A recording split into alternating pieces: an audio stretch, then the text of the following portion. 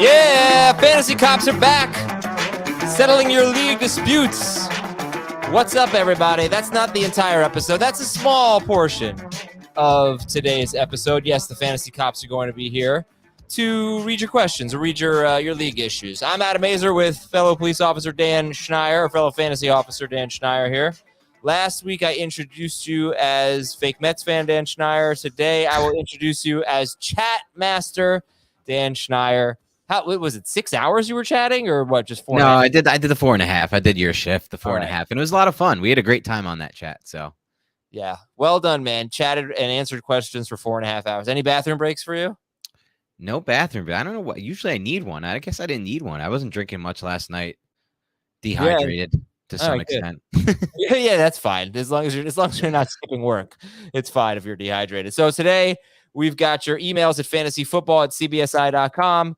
We have got your Apple Podcast questions. We're going to get your YouTube questions. If you're on YouTube and it's live, you're watching this on Thursday night. We're recording this Thursday night at about 9:45 p.m. Eastern. So I'm not going to go through any news because I'm not publishing this on for the podcast until Saturday. So you're going to get your updated news on the Friday episode. It hasn't happened yet, but you've already heard it. So this is just really a mailbag, and we've got this wacky email of the day from Blake. Blake is a commissioner of a carousel league, where each season we do a different kind of crazy format. This season, the format is simple. If a player's real-life team loses in a given week, all players from that team score 0 fantasy points. It's that simple. If a player's real-life team wins or ties, you score the points that it would otherwise normally be scored in a half PPR league. We just finished the draft, and I figured I'd share it with you. I'm not going to read all the teams, but how confident can you be starting Christian McCaffrey every week? Kyle Pitts? Does Gabe Davis become a second or third rounder? So Blake's league, again, if you missed it, if the NFL team wins, then you get the fantasy points. If you have Russell Wilson and the Broncos win, you get the 24 fantasy points or whatever he scored. If the Broncos lose, you get 0. So what a crazy league, Dan. I have never played and will never play in a league like that. But I do have advice for it, though. Yeah, what's your advice? Easy. Go to Bovada. Actually, you know what? Go to Caesar Sportsbook and check out the season total under win-loss over-under, and literally just draft straight next to go by your regular rankings, our rankings, combine it with the the win-loss totals, and just you there, buddy? You're cutting out a little bit. Oh, can you not hear me? I can hear you, but you're bad internet. I think so, and it's just me and you. So I need your internet to step up. I need the internet to step up too. At least we're not having those feedback issues anymore. Since Let's do that's good. Well, those mysterious feedback issues from you not wearing headphones. Let's do a top 6 in this league, where only players whose NFL teams win score any points. Okay. Wow. This is harder than you can just think in your head. Okay. Let's see. I'm looking at teams right now. Okay. You look at teams. Let me think in my head of just like the regular top picks in their draft. Cup's got to be up there. Maybe the first overall pick. Cup and Chase, maybe 1, 2. No McCaffrey. I would take Eckler. I'd take Eckler. Eckler. Great first pick. Yeah. Cup, Chase. Who else? Not McCaffrey. Oh, you can go Jonathan Taylor. They're going to win some games. Yeah, they're definitely going to win the AFC South. I think you still go Jonathan Taylor. I think Aaron Jones is going to be up there for me. Jones is a great pick. A.J. Dillon becomes an unreal pick, maybe a second rounder for A.J. Dillon. Yeah. I mean, you can't draft Saquon Barkley. You can't draft Leonard Fournette would be a first round pick. Oh, Lenny is a great pick. I think Eckler, Cup, Chase, Taylor win games. Jones and Fournette feels like a pretty solid top 6 to me. Yes. Yeah, that's a good top. Well, I might take Diggs over Fournette, but okay. Yeah, Diggs would be a good one too. I feel like there are going to be some really interesting starter sit decisions. Let's just come up with one right now. Would you start? Okay. All right, let me get the week 1 schedule up here. Oh, I like it. Okay, who's got a layup of a game here?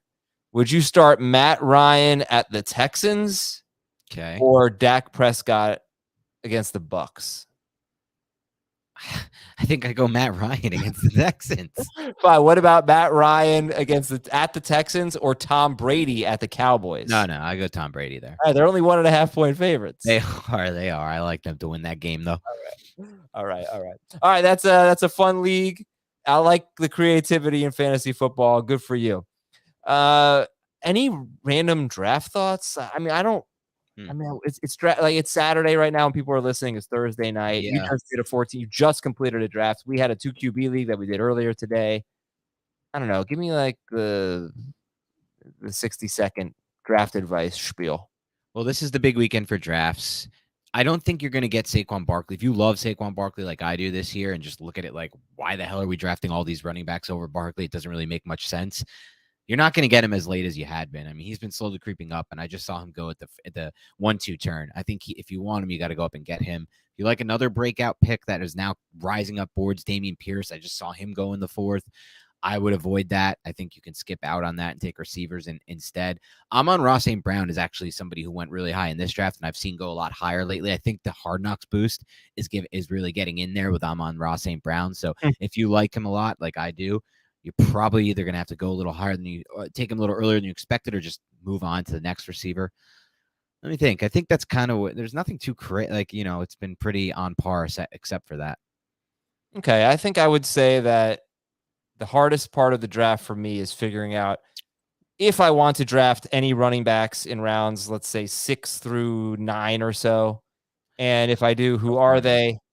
And if I do have to dip into that pool, and I probably do for one, maybe 2 players, I tend to gravitate toward Elijah Mitchell, Kareem Hunt, Tony Pollard. No. Wow, you're not a Ramondre guy, even after the tie injury? I'm not saying I'm not a Ramondre guy. All right. But I guess I'm not really a Ramondre guy. But I think Antonio Gibson is maybe my favorite in that group now. All right, Gibson, Edmonds, Mitchell, Kareem Hunt, Tony Pollard, Miles Sanders. Those are the ones I'm going to be drafting. I'm probably avoiding, obviously if they fall, but I'm factoring ADP. I'm probably avoiding Jacobs, Clyde, Akers, Seahawks, Singletary, Patriots. Oh, no. And definitely Patterson. He won't be on any of my teams. I like Penny at his cost. Yeah, that's the thing. Here's what I would say. Your list could be different than mine. Mm-hmm. The running backs in that range could finish in any order, basically. Yes. So if you're go into your draft knowing the ones you like from that range, and don't take too many. Right? Like, don't let those be your core running backs. I would say to have one before that group, like have a top 20 running back before dipping into that pool, but know the ones you like. Yeah, we're just in such different camps here, Adam. This is where I get the bulk of my backs because I'm just loading receivers up for 4 or 5 of those first 6 rounds. Usually I have an elite tight end in place. I like to have the one hero back. I do. Trust me. Yeah. I want to, if I can get that. But after that, I love loading up on these guys. That's fine. So just have the one hero back if you want to. And yeah. Or you can, there is no strategy that is the best strategy. I'll tell you that. I mean, the way you win fantasy is you hit on the big breakouts. Mm-hmm. You hit on Cooper Kupp. Yep. You get Stephon Diggs the year before. Like, attach yourself to great offenses and give yourself the opportunity to have those big bust out players. Draft enough upside. Doesn't have to be your first 2 picks. You can draft upside after that. You want to go a little safer with your first 2 picks. All those guys are going to have upside. And sometimes the best offenses, you have to, like, one of the skills is just trying to predict it. Last year, no one expected the Bengals to be one of the best fantasy offenses. Then we got Higgins, Chase, Burrow, and Mixon out of that offense. Right. So who's that going to be this year? Who do you like to break out this year? That's a great question. Right? Because who are we going to get that? I have to think about that too. The Eagles have a great chance at it. Oh, for sure. The Broncos, of course. You know how much of a sleeper? Judy too. Yeah. My sleeper team to do this is the Lions. I really like their offensive line. I think Goff in year 2. I think Goff can throw the football better than people realize. He's got a much better arm than half these bad quarterbacks. Love Amon-Ra St. Brown at cost. DeAndre Swift has breakout upside. I don't really love Hawkinson, but whatever. And Jameson Williams when he comes back. No? This is sleeper. We're not talking like, yeah, okay, go ahead. Sleeper, yes. I don't think that they're going to be on an offense that's going to win you a fantasy league. Personally. You're probably right. Let's go a little higher then. How about Lawrence? The whole Jags. Are we good on that? Maybe. No, once again, so talented. Well, the last piece of advice I was going to give was if you're in a 3 receiver league or a 2 flex league, the 2 players that I love to take in round 7, probably maybe 6, depending on how wide receivers are going, are Christian Kirk and Allen Lazard. And I take them. I feel like they're kind of the last two wide receivers who I'm going to be excited to start in week 1. After that, it's guys that, I think you got to see it first. Elijah Moore, Brandon Ayuk, Drake London, Devontae Smith. So I would like to have 3, if not 4, of the top 33-ish wide receivers as I look, 34 maybe, as I look at the rankings for Dave, Heath, and Jamie. And that usually ends with Juju Smith-Schuster and then Lazard, Christian Kirk, that group. I love getting the end of that tier of wide receivers and filling out my receivers that way. So that's that. I've seen a lot of teams that our listeners have drafted, and I think you guys are following our advice and killing it. Almost every time I see a team on Twitter or via email, I love the team.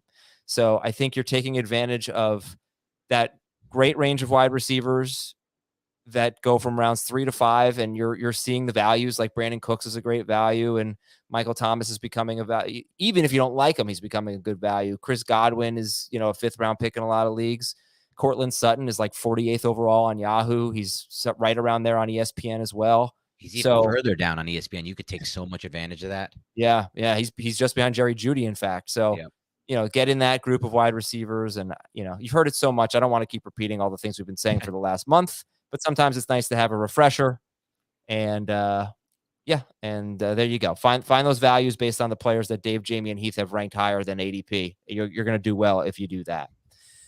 All right. Emails, fantasyfootball@cbsi.com. This is from Bill.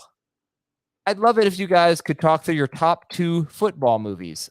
I decided to throw back Jerry Maguire. I forgot how good it is. I think Any Given Sunday is likely my number 1, and Jerry is number 2. Okay, I love these kinds of questions. And you know me, Adam, I'm not a movie guy. But at the same time, if I'm going to watch a movie, sports movies are definitely some of the few that I will watch. So my first pick is clear-cut number 1 for me. None of the 2 that were mentioned, though. I do like those a lot. And it is Remember the Titans. Remember the Titans has everything I could want in a football movie. So that is my number 1. My number 2 would actually be another movie that wasn't named. And though I do like the TV show version better, I thought the actual movie was amazing too. And that's Friday Night Lights. Yeah, I don't really understand at what point people turned on Rudy. But Rudy. Oh, gross. Movie gives me chills. Oh my God. Rudy. Are you just following the crowd? I watched a little bit of Rudy. It was so boring I had to stop. Oh, it's so good. I know that story that's not a great of a story. Whatever. Rudy and Remember the Titans. He's a little guy, he makes the team. That's come on. Remember the Titans is so complex. There's so much going on. There's race relations. No, look, Remember the Titans is growing as human beings. Rudy is just some dude. Oh, Rudy grows as a human being. Rudy grows as a human being. You don't even know. You've seen 5 minutes of the movie. You saw the credit. I've seen like an hour of Rudy. It was too boring to continue. This is the beginning of the John Favreau, Vince Vaughn movie relationship. Okay. So Rudy and Remember the Titans are the clear top 2 for me. Also, in terms of Friday Night Lights, remember Varsity Blues is better than Friday Night Lights. Oh, I totally forgot about Varsity Blues. That's easily my number 2. Might even be my number 1. When I was a kid, I watched that movie at a way too young age, and then I had a little bit of fun watching that movie. Let's just say that. Oh my God. Okay, that's very weird what you just said there. So no, I wasn't meaning it like that. Sure. That sounded so bad. I did not mean terrible. It like that. That sounded terrible. That means terrible. This podcast. It's staying, Sean. Just remember, I give it a 10. A 10, yeah. So I will just finish this by saying that I personally do not consider Jerry Maguire a sports movie. That is one of my hotter, more controversial takes. I think it's not a sports movie because, I'll tell you why. Name 3 players in Jerry Maguire. Good point. And even more so, name 3 sports plays or scenes. There's almost none. Yeah. There's one. Just him getting hurt. Yeah, that's the only thing I remember. If you don't even know, you don't follow the team, there's no sports journey. It's a love story with sprinkles in enough sports to keep all the guys interested. Brilliant decision there by Cameron Crowe, and it's a great movie, but it's not a sports movie. I still can't believe I just said what I said, and I didn't even mean it like that, and it was horrible. Yeah, it was really a great moment. This is from Dylan. He says, "Dear Mickey, Jerome, Rich, and Dustin." Mickey, Jerome, Rich, and Dustin. Dustin Hoffman, no. Are they mice like Mickey Mouse? No idea. Jets tight ends? What? No. Even Google doesn't know. The question is, would you be opposed to drafting both Jamar Chase and T. Higgins in a 3-wide receiver PPR league? If not, who would you opt for instead of Higgins in that range? This is a great question. I feel like we don't get asked this enough, and people are in this dilemma a lot. If I'm close to my rankings, I will not double up on a receiver. I feel like you cannibalize on a receiver of the same team. You cannibalize the upside on a weekly basis. It still could work out over a long season haul. When you get to the playoffs, you really need blow up weeks from that passing game. So there are actually a lot of guys in Higgins' range that I'll take over him. Cortland Sutton's one of them. Adam's boy, I like him a lot. But, sometimes Michael Pittman will fall there. Sometimes even DJ Moore will fall there. So definitely take those two players over him. Anyone else you would be looking at, Adam, over him if you already had Chase? Who did you say? You said Pittman and Moore? Pittman, Moore. I'll take Sutton, our boy there. Yeah. Yeah, I would take Pittman, Moore, and probably Sutton over him anyway. Ooh. But those I think I would too, except for maybe Sutton. I'd probably take Higgins over Sutton, but close. I do love T. Higgins. Yeah, awesome. I'm a little worried about his catches. I feel like he's going to be among the leaders in yards per catch, which is great, but it might mean he's better in half and non-PPR amongst wide receivers than full PPR. But yeah, he's a terrific third-round pick, just in a vacuum. All right, this is from, I don't have a name on this, I'm sorry. Hello, Diggs, Kupp, and Pittman. Those are the wide receivers I'm going to speak on. 2 years ago, I drafted Diggs in the 4th because he got an upgrade at quarterback, and I said, bleep it, why not? Now, okay, you listen, don't you sit here and tell me he got an upgrade at quarterback. Josh Allen stunk up to that point in his career. Yeah. This is revisionist history, but I'll keep reading your email. Following year, someone on one of the podcasts I listened to spoke about how good Diggs was, so I figured I had to find the 2021 version of Diggs, meaning wide receiver getting a quarterback upgrade. That was Cooper Kupp. I drafted him in every league. I made it to 4 or 5 championships, and I lost them all. I don't know how that happened. This year, people keep wondering, who is this year's Cooper Kupp? And I guess he's going to make the case that it is Michael Pittman. But there are a lot of options than there were in previous years. Pittman, Sutton, DJ Moore, maybe Christian Kirk, all getting the quarterback upgrades.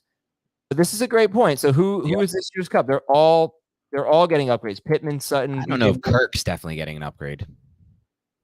Yeah, he's got more of an opportunity to be a true number 1 receiver. Target wise. But I would be shocked if Christian Kirk were this year's Cooper Kupp. Right. But Pittman, Sutton, and Moore, I wouldn't be. I think more like this year's Stephon Diggs from 2020, because that was a top 5 receiver. None of these guys are going to be 1,800 yards and one of the best seasons in wide receiver history. Nope, you don't expect that. Well, what do you think? Who would you? I like all these guys. We just said them. Yeah, these are all 3 of our favorite targets. So it's hard for me to pick the one I like the most out of these. Probably, if we're going to get the one that has the best chance, I think, of having the season he's talking about would actually be Pittman, just because we've seen in the past, Matt Ryan really likes to funnel targets to his number 1 guy, whether that be Julio, Roddy White, Calvin Ridley, whoever it's been, Pitts last year. So just you need volume to have that kind of season. That's why Kupp did what he did with what was it, 100? Would you say 180 targets, was it?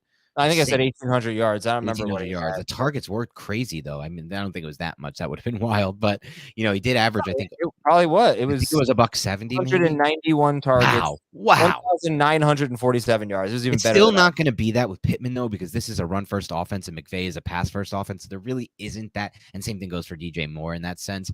I don't think any of them can do that, but they can come close, potentially. And we like all 3. All right, this one is from Danny in Frisco, Texas. I'm in the middle of a slow draft. I need some advice. I'm picking 10th in a 12-team PPR league. We start 2 running backs, 3 receivers, and a flex. My first 2 picks were Alvin Kamara and Aaron Jones. Ugh. My third pick, I'm fine with that. I'm fine with it, but we're talking about a PPR league where what is he starting 3 receivers and a flex? Uh-huh. Yeah, it's just so the third I can't do a double build like that. Go ahead. He went Sutton and nice. No. He went Higgins. He went Nick Chubb and Higgins. Oh, Chubb. You couldn't pass up Chubb at 34 overall. Oh, Chubb in a full point PPR. When you already have 2 backs. All right, let's go on. We need to fix this now. What can we do? Did I just load up on receiver now? What would you? Yes. Dear God, yes. Load up on receiver, and you're done at tight end. We've passed that point, so you're not getting one of the good tight ends. So just load up on receiver, man. Please just load. I mean, like 4 straight receiver picks, min. Yeah, he also said 6 quarterbacks and 3 tight ends are off the board by the middle of round 4. So I would not be opposed. I don't want this team to just be good at running back and receiver. I don't think you should just sacrifice at quarterback and tight end. But you could get a combo of like Lance and Stafford as your quarterbacks. And yeah, I think Lance is coming off the board pretty soon. Fine, then maybe Lance has been dropping like around 8 and 9 lately with all. Well, not in a league where 6 quarterbacks. True.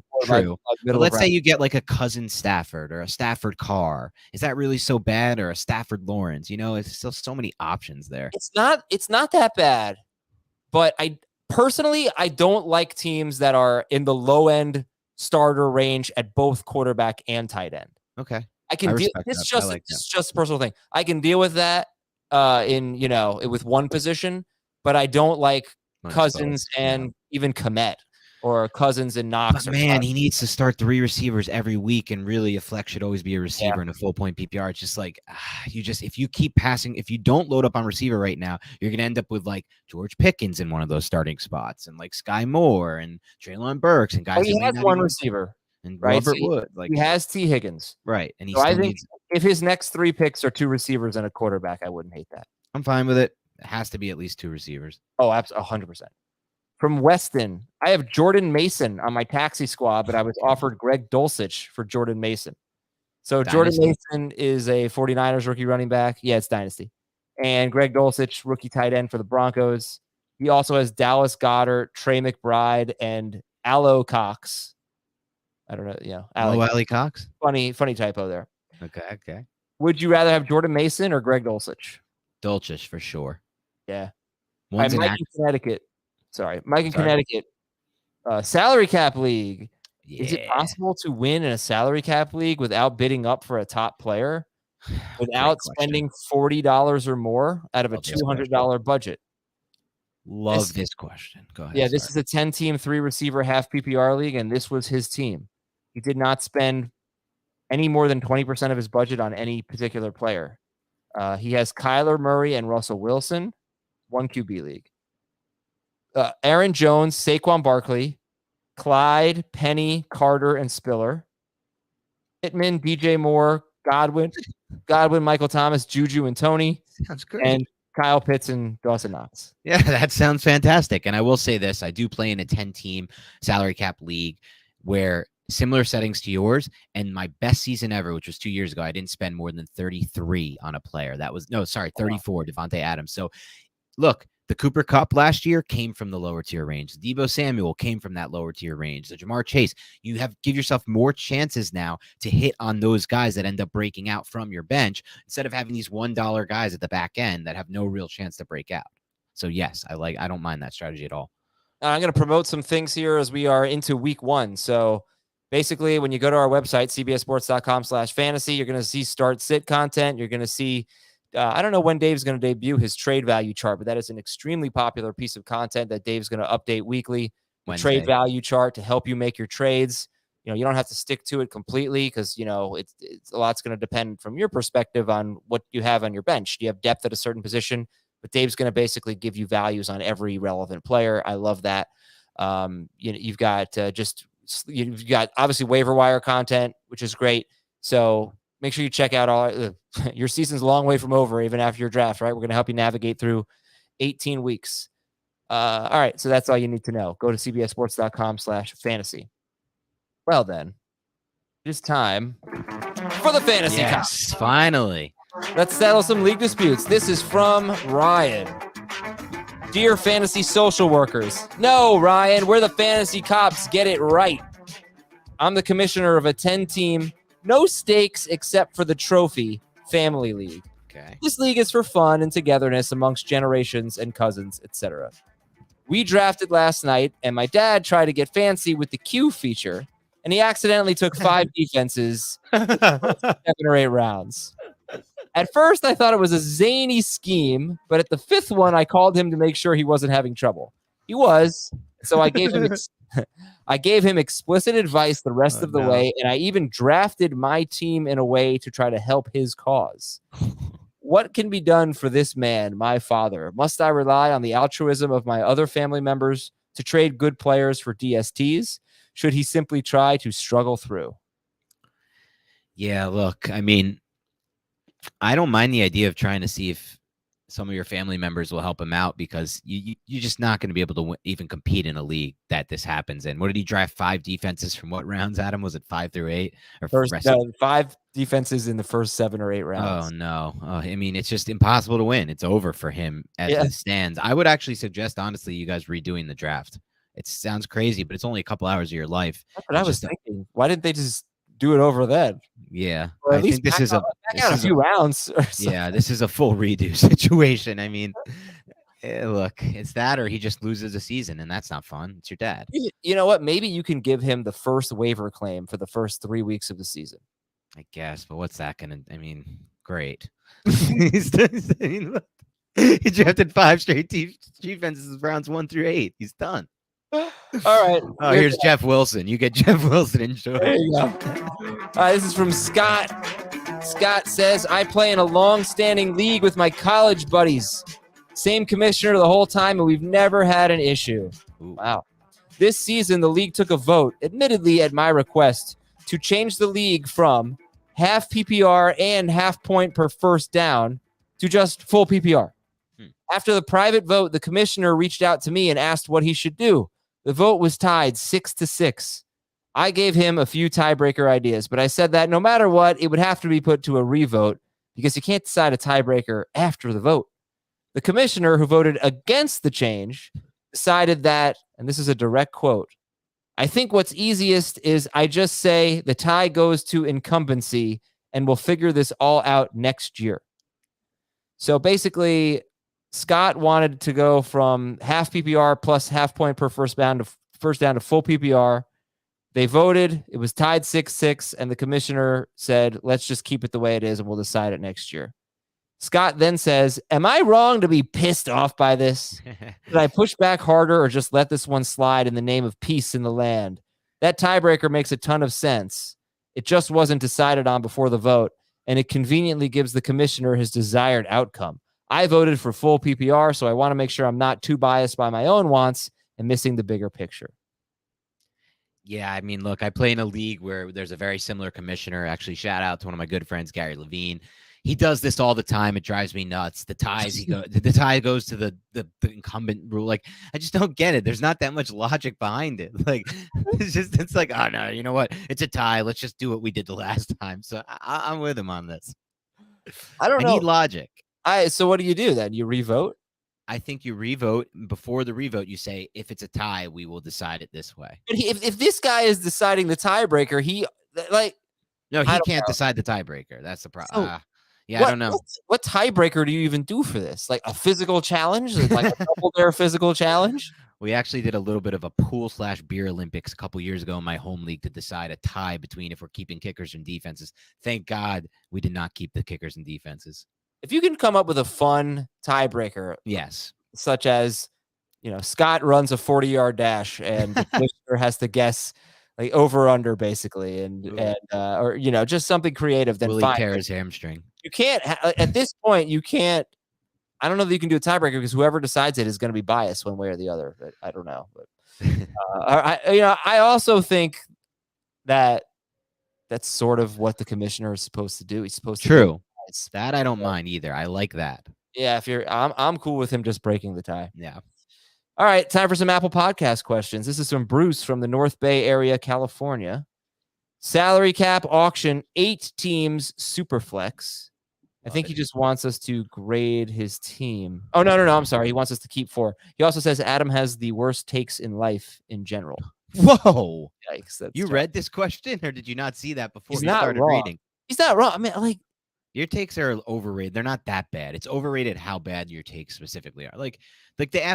I'll give you an example. Everyone's crapping on you for that whole afternoon morning thing. It's not that bad of a take. Like when you're at 11:40, it's like it's a solid take. I can see where it's coming from. Okay, it's not that bad of a take. What are some of your considered worst takes? Well, Die Hard's not a Christmas movie. I'll stand by that, even though you're just doing that for fun and reaction. I swear to you, I mean every word I say. I never do it just for reaction. Okay. Harry Maguire's not a sports movie. I got killed for that. No, you made a great point as why that's not. We can't remember any of the plays or the players. That's a good take. I think people need to just be more of an outside the box thinker like me.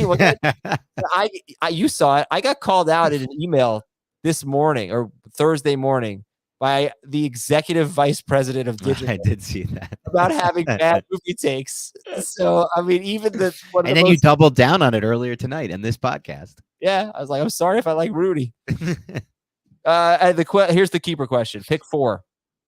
Player price goes up $1 per year. It's a $110 budget. It's half PPR. Keep 4. Mahomes at 11. Aaron Jones at 11. Dylan for $1. Connor for $1. Swift for 4. Evans for 8. And Judy for 5. Swift. How many do we get to keep? 4. Swift. Connor for sure. What else was there? Dylan for $1. Was this his 1 QB league? Superflex. Oh, no. Mahomes for sure. Mahomes for sure. Okay. Yeah, I didn't even hear that part. Okay, Mahomes, those 2 running backs, Swift and Connor. And what were my other options again? Judy, no. Judy for 5. Evans for 8. Dylan for 1. Aaron Jones for 11. Dylan for 1. All right, thank you, Bruce. This question comes from Jason. Got some dynasty questions here. 10-team, 2 QB, PPR, 6 point per touchdown. TD probably. Yeah, of course. I had the rookie draft. I have the first waiver priority for the first waiver period. We have a taxi squad. We can stash 3 rookies on for the whole year, and I want to take the available rookie that will be the most useful to me next year. My choices are Trey McBride, Zamir White, Jalen Tolbert, or a quarterback, Matt Corral or Sam Howell. I like Trey McBride here. I follow the draft capital. I also like his potential role within that offense, and I think he's the best talent of that group considerably. He already has Hawkinson, Kmet, and Brevin Jordan. But it's dynasty. A running back. So if you want to go that route, Zamir White would fit your team better, but McBride. I understand it, Adam. I just feel like for my experience with dynasty, I'm always better off when I don't worry about position and I'm just focusing on getting as much talent as possible on the roster and then trading later. Okay.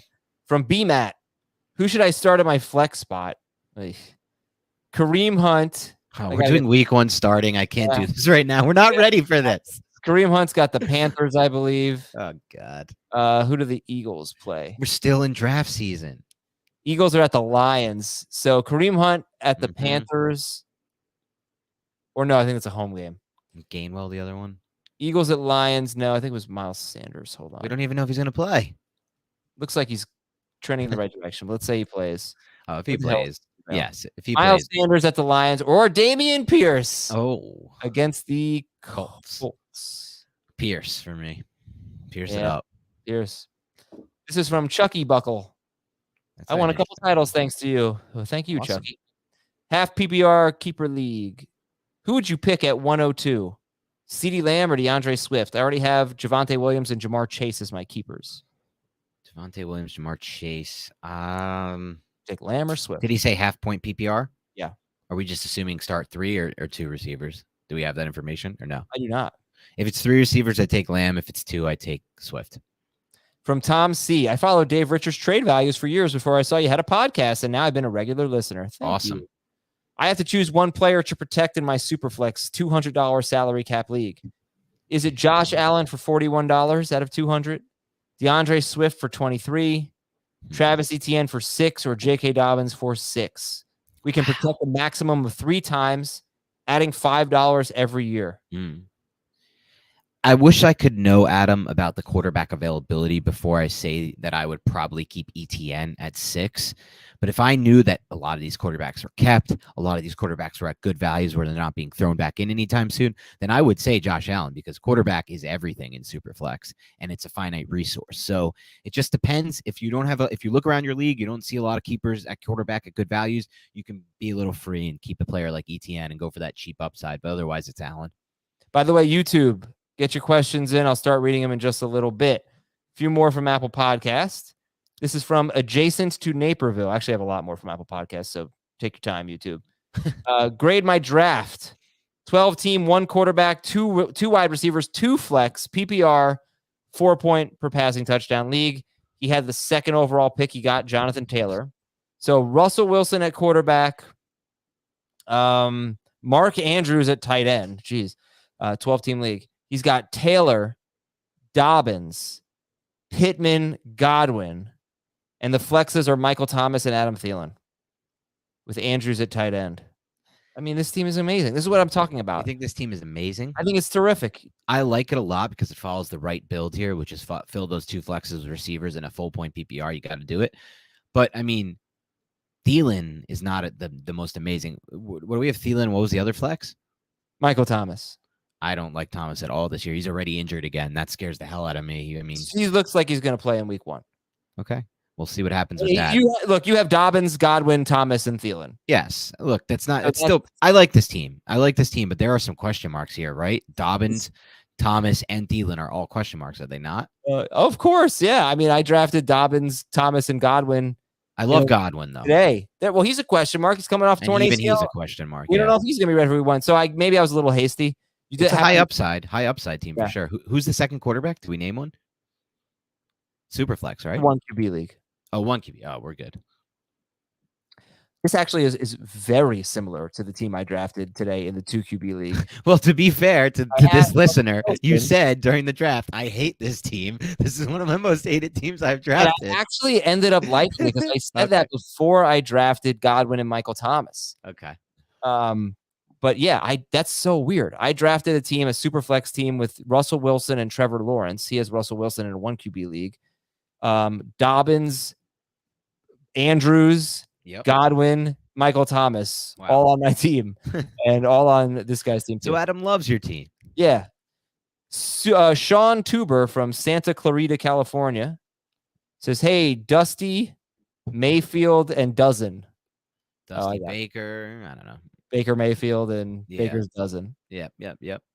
14-team redraft half PPR league. I have the 11th pick. This is our first year transitioning away from non-PPR. Running backs have always run dry quick. And even though it's half PPR now, I don't expect that to change too much. Love that. So it's the 11th pick of the 14-team league. I guess, what do you think he should do? His thought is to go Kamara at 11, Diggs in round 2, Mike Williams in round 3, Godwin in round 4. Love. Yeah, this is my dream scenario. You go from a league that's drafting so running back heavy, and now it's PPR, even half, and you could just attack those wide receivers and get so much value. Dream scenario. Love your strategy. Hero running back, then fill the receivers in the flex. Yeah, my only problem is, I guess if it is really that running back heavy, I think you're getting value on all 3 of the wide receiver picks, so I don't know that you should bank on getting all of them. That's probably true. Yeah. From GTR King 15, with the number 4 pick, I take Austin Eckler, and then I have the number 12 pick in an 8-team league. Do I take Alvin Kamara, Aaron Jones, or Dalvin Cook? Dalvin Cook, for me, highest ranked player. Yeah. From Sean Ellis 19, 10-team Dynasty PPR startup, 3 wide receivers and a flex. Grade the trade. I gave up Michael Gallup, Cam Akers, and a first-round pick in a Dynasty PPR startup league. Okay. Gallup, Akers, and a first. I got back Javonte Williams and a second. Love this trade. Yeah, baby. Wow. I mean, unless you're giving up, I don't know, a top 3 pick or something. Doesn't sound like it. Yeah. I mean, he might. You don't know. It's a startup. It's possible. Yeah. Love it. All right, this is from Eric. 10-team half PPR 2 QB league. Hey, Paulie, Tony, Chrissy, and Sil. Is that your most referenced line on fantasy football today? So. It has to be. What else is your most referenced line? It just said so easy. Tony, Paulie, Chrissy, and Sil. I know who that is. You know that, right? Yeah, The Sopranos. Yeah. Have you seen The Sopranos, Adam? Not once. Are you serious or joking with me? I'm serious. Oh my God, dude. And you're ragging on me for not seeing Matchstick Men or whatever. Matchstick Men. You promised you were going to see Matchstick Men. I did promise, and I owe you that. But you're ragging on me for all these movies, and you haven't seen The Sopranos. The Sopranos, and you're from the area. Oh no, you're not from the area, but you live in the area now. And I just always kind of consider you a North. I'm really surprised to hear you were a Florida kid. It's just one of the more surprising things. Born in New York, moved to Florida but at a young age, right? You grew up in Florida. Yeah, you just don't strike me as a Florida guy. All right, here's the question. 10 I team mean half that as a PPR compliment. QB league. I have picked 6 in a 2 QB league. It's 10 teams. We start 2 running backs, 3 wide receivers, a tight end, and a flex. In a format like this, what would your overall strategy be? Say it again, please. It goes so fast. Yeah, 10 teams. Okay. 2 quarterbacks. Okay. 2 running backs. 3 wide receivers. 3 wide receivers, tight end, and a flex. And it's PPR or half? Half PPR, 6 pick in a 10-team league. I'm going to tell you right now, your strategy should not be to take 2 quarterbacks with your first 2 picks. I agree with Adam. Yeah. And 2 of your first 3, maybe. 2 of your first 4, I'd say definitely. But you don't have to take 2 with your first 3. You're going to get a very good quarterback in the 3rd round. Right. In a 10-team, you're right. Let's take a break. When we come back, I'll read some YouTube questions. You know what happened, Schneier? We were in a 12-team 2-quarterback league, or actually Superflex. Superflex, yep. And I had the 10th pick. And I gambled. I said, I think I probably should go quarterback. Mm-hmm. But I'm going to gamble and see who comes back to me in round 3. Maybe this league won't be as QB heavy as a lot of, regular Superflex leagues. But it was. I took Russell Wilson in round 1. I couldn't pass up Derrick Henry in round 2. Yeah. And then I was up. Derrick, yeah. Trevor Lawrence or Justin Fields. I took Trevor Lawrence. I took Lawrence. Yeah, I like that. A little safer in a league where there's no waiver wire at quarterback. And I think it's 6-point pass TD. So. It is 6, yeah. Yeah. All right. Now I'm going to take a break and read your YouTube questions when you come back. First question from YouTube is an insulting one. It's from Elliot. Adam, have you watched Breaking Bad? Yes. How is that insulting when you haven't seen Sopranos? Because Sopranos came out. I was in high school when Sopranos came out. Or there's a thing called HBO Max. You can stream any of this. By the way, have you seen Mayor of Easttown? Yes, I've seen every good show. We talked about that, right? Oh, man, is that terrific? I mean, terrific show. If you don't have time to commit to a full series like The Sopranos or Breaking Bad, Mayor of Easttown is 1 season. It's like 6 episodes or something, and it is elite. Yep. Absolutely elite. Good take. Oh, jeez. Oh, Schneier said the most insulting thing to me yesterday. What? No, I didn't. He insulted my movie knowledge. He goes, we were complimenting each other because he did such a great job on Draftathon, not just during the chat, but the whole month, putting things up on eBay, organizing the poker tournament, whatever. And he really deserved a lot of kudos. So we were emailing back and forth just about how awesome we are. And he goes, "You're my boy, Blue." And then in parentheses, he goes, "What movie is that from?" And I said, I will not even answer that question. It is so insulting that you think I wouldn't know that. You're right. There's nothing I can say to that. I was hoping to maybe stomp you or just get you on it. You were really tired that day. Maybe you were just having a bet. You're like, I don't know. And you had a little brain fog, something like that. Because I would have held that over you forever if you didn't have that one. Yeah, well, I would expect you to. And this Sopranos thing, I'm never gonna live this. You're never gonna live this down. This is amazing to me that you haven't seen The Sopranos. What do you think? If I could only watch one, should I watch The Sopranos or should I watch The Wire? The Wire. Okay. I couldn't say it faster. All right. What do you think about having both Tom Brady and Leonard Fournette? I like this. I know a lot of people are maybe thinking you cannibalize. There used to be a theory in fantasy that you shouldn't take the quarterback with a running back, and I understand it in theory, but it doesn't tend to work out when you have these like everything guys like Fournette, especially in an offense like this with a quarterback like Brady. I'm not sold on the Rashad White hype. Like I'm not sold he's getting on the season with a rookie running back who may not be great in pass protection with Tom Brady in year 1. So I think Fournette could have that insane workload again. So you're just getting all the goal line. Then every red zone trip is a great trip for you. From Matt Hayes, Schneier, you're missing a vowel in there, Matt, but that's okay because there's just way too many vowels. I don't know the streaming platform, but have you seen The Patient yet? No, I've been told I have to see The Patient. So I do know shows, but I have not seen The Patient. I just finished Blackbird, which is really freaking good on Apple TV. Just finished, what was it? The Rehearsal with Nathan Fielder. That was interesting. Wild show. Yeah. Wild show. Have you seen Nathan For You, Adam? Yeah, I have. Okay, good. I always tell people about the story of the pizza, the free pizza. Yeah. For those of you who don't know, Nathan For You was on Comedy Central years ago. Not that, I don't know, within the last 15 years, I don't know. And he is just like this very funny, very smart guy who tries to help these small businesses.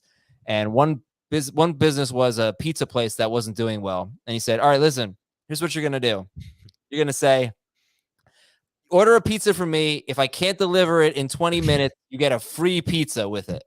And the pizza owner's like, I can't do that. I can't make that time frame. And Nathan's like, don't worry. The pizza's going to be this big. It's a tiny circle of pizza. So then they go and deliver the pizza, and they're like, hey, where's my free pizza? And he hands them this tiny little box, tiny little pizza in it. And some people laughed. Some people got really, really pissed off. It was a brilliant idea. All right. I'm sorry for going off on tangents here, but that's what the mailbag episode is all about. I kind of agree. All right, here's a question from Brad James. 10-team PPR league. I fell into 0 RB. I'm starting Connor and Hunt. That's not 0 RB. It's close. I understand what he's saying, especially if Connor's been falling in some, like in a 10-teamer, Connor can fall. Maybe. Yeah. On the bench, he has Madison and Gainwell. Love Gainwell. Should I be looking for higher floor or ceiling running backs in shopping Herbert or Lance? Shopping Herbert. I see what I think he's saying. He has Herbert and Lance. Yeah, I would shop one for a running back. Absolutely. I would shop Herbert, actually. But yeah, I understand. Too, but if you're shopping Herbert, then you obviously need an amazing running back. True, and that's so hard to get. Okay, you're right, Adam. You can do Lance for like a middling running back. Justin Herbert and James Conner, by the way, are 2 players on your team, Brad, that I don't think I have any of, and they're my 2 biggest FOMO players right now. I will make it a point to have them in one of the drafts that I have coming up. I don't have Connor yet either, and I like him a lot too. I don't know what's going on with that. I just can't take him over the receivers going in that range. Yeah, I mean, that's kind of the problem. But I think I just have to bite the bullet. I'll never have Herbert in a 1 QB league, unfortunately. All right, Muhammad wants us to rate this team 1 to 10. Jalen Hurts, Najee Harris, DeAndre Swift, Cooper Kupp. I don't know how. I guess Kupp, then Najee in the second round, Swift in the third. It's a 10-team league. 10-teamer, yep. Hurts, Najee, Swift, Kupp, Waddle, James Conner, Dalton Schultz. Pretty good. 8. Yeah, I think it's I don't like to do the flat numbers. I think you should always be giving a decimal. So I'll go with 8.1. What a jerk. Like, how much that is. That's great, though. From JK All Day.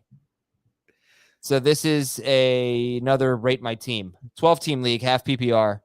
Tom Brady, Derrick Henry, J.K. Dobbins, Lamb, Pittman, Cooks, Goddard, Ramondre Stevenson, and MVS as starters. All right, that's interesting. You don't deep league necessarily. No, it's a 12-team league. That's the thing. But I'm sorry, I meant deep starters league. You got looks like we're dealing with 3 receivers or maybe 2 flexes. Yeah. Yep. It is, in that regard, yeah. Brady, Henry and Dobbins, Lamb, Pittman, Cooks, Dallas Goedert, Ramondre Stevenson, MVS. Like this team a lot. 8.15. No, that's an 8.7 for me. Okay. Oh, let's see. 1 decimal is good enough, Adam. Another one. We're doing another grade my team. I think this is gonna be my last grade the team. What's wrong with grade my teams? People who are not, you know who loves to grade teams? Dave Richard. Send him all your teams on Twitter, please. Unload his replies with your teams. Josh Allen, Christian McCaffrey, Aaron Jones, Cortland. This is a 12-team league. Are you kidding me? How did you do this? Josh Allen, Christian McCaffrey, Aaron Jones, Cortland Sutton, Marquise Brown, Dalton Schultz, DeAndre Hopkins. I don't get it. It's terrific. When did he get Sutton? In the 4th? It looks like a 4th-round Sutton. Wow. And then Marquise Brown in the 5th, Schultz in the 6th. Yeah, it's a great team. Really good. 8.8. Draft Aaron Jones or Leonard Fournette in a half PPR league. Fournette for me, for sure. How about you? I feel like you might be Jones on that one, right? Because I saw you take Jones at the turn of a mock we did. Was that last night on the draftathon? I think you saw. I thought I saw you take Jones at the 1-2 turn. Yeah, so you're probably Jones over Fournette. Took Mixon and no, it wasn't Mixon. I took 2. It was Mixon and Jones. Yeah, Mixon and Jones. Mixon fell at 12. Mixon's my number 5 player. You love Mixon. I do. If he's not, he's definitely my number 5 running back. I mean, here's the thing. Like, yeah, I'm taking Jones, but I don't know why. I don't know why I'm not. Like, why isn't Leonard Fournette a 1st-round pick? I don't know. I think Leonard Fournette, besides that O-line, the thing that's going down with that O-line, which is kind of scary. Besides that, everything about his profile is great. Yeah. I don't know. He probably should be a 1st-round pick, But I think you could say Aaron Jones, Alvin Kamara, Leonard Fournette, Saquon Barkley. They all have cases, so it's personal preference. I still go Aaron Jones, but Leonard Fournette, I feel like maybe I don't expect him to stay healthy. He's just got a little injury history. Not that Jones doesn't, but not as much.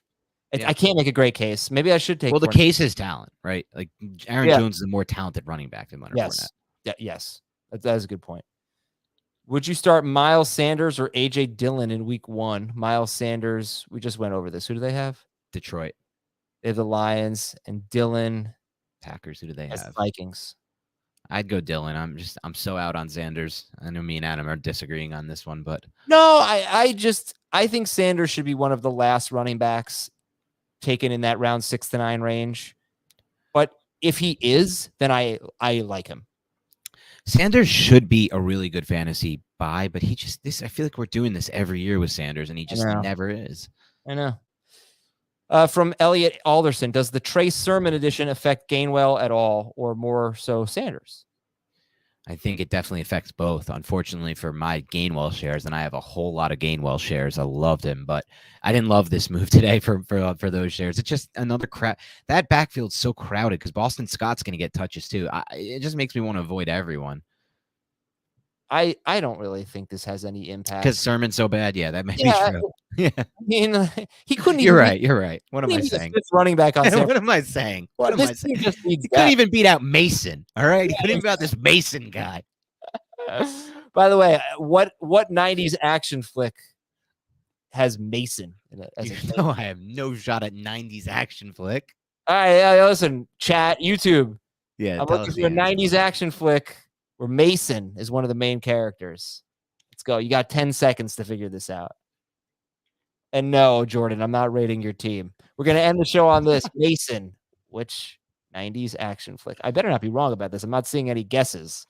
That's a little worrisome. Can we end the show? Like button. Can we end the show on this? There was a little bit of a debate that surfaced on Twitter. We decided maybe we'll put it to a poll. And that debate was, who has the better hair, me or Adam? And look, normally I don't care about this type of question. I'm okay letting it go. But I was a man born with a crooked nose, a beard that doesn't really connect, don't really have the mustache. I thought the one thing I had going for me was the hair. Look at this hair versus Adam's hair. How is that possibly better hair than mine? This is the one thing I wanted. The only thing I cared about. And then we're getting a lot of feedback like, no, it's Adam. It's Adam. Like, what? Look at this versus that. How is this even a debate? Come on. I don't know. Yours is just kind of like, you don't really do anything with it. It just sits. What do you do with yours? Nothing, but it's got a little character. It's got some waves in it. It's got some more calyx in it. It's got character. All right. So apparently Steven Seagal, I didn't even know this. Steven Seagal played a Mason in Hard to Kill. So good job on you. I was Mason. Are you talking about, or his name was Mason? His name was Mason. I am looking for The Rock. That is Sean Connery's character. I've heard. I have to see. I heard that movie's amazing. Oh yeah, The Rock is terrific. I gotta see that. You know what movie I have seen that I know you like? That's a great movie. Face Off. How great was that? We've already had this. Like that? Oh, we did talk Face Off already. One of your favorite action movies. I thought it was one of the dumbest takes. No, I said one of my favorite Cage movies. I never said one of my favorite action movies. It's really not good. I liked it at the time, but it's so stupid. I saw it when I was like 8 years, like 10 years old. So I mean, the premise it's one of the worst premises. They changed. Now you don't just get his face, you get his body too, and his voice. It's ridiculous. But I'll leave you with this. Okay. Dan has better hair. Yeah, thank you, Jeagles. I thought I did, Dan has good hair. It's the only thing I want. But Matt says that Adam has the best stubble. That we know. I already said this is terrible, whatever I got going on here. Oh. Actually, I did shave on Tuesday in the afternoon because I know what time my stubble looks the best. It's 24 hours after shaving. I love that move. So So I did try to do that. There were some outrageous moments on the Draftathon. You guys should rewatch that stream. Adam's loofah thing was out of this world. Out of this world. Outrageous. We'll end it on that. All right, we gotta go. See y'all. Thank you so much for hanging out with us on this Thursday night. If you're listening on Saturday, have a great weekend. Happy Labor Day weekend. We do have a show on Monday morning on Labor Day, so no days off. And we'll talk to you then.